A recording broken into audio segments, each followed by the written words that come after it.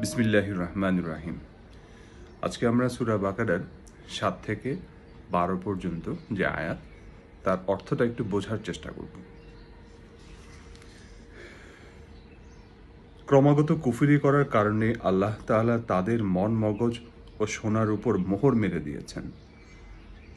এদের দেখার উপরও আবরণ পড়ে আছে এবং তাদের জন্য কষ্টদায়ক শাস্তি রয়েছে। মানুষদের মাঝে কিছু লোক এমনও আছে যারা মুখে বলে, আমরা আল্লাহ তাআলা ও পরকালের উপর ঈমান এনেছি, কিন্তু এদের কর্মকাণ্ড দেখলে তুমি বুঝতে পারবে এরা মোটেই ঈমানদার নয়।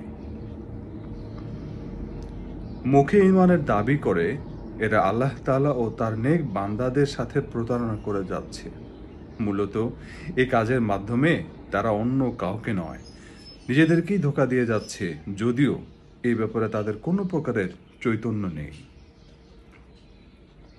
আসলে এদের মনের ভেতর রয়েছে মারাত্মক ব্যাধি।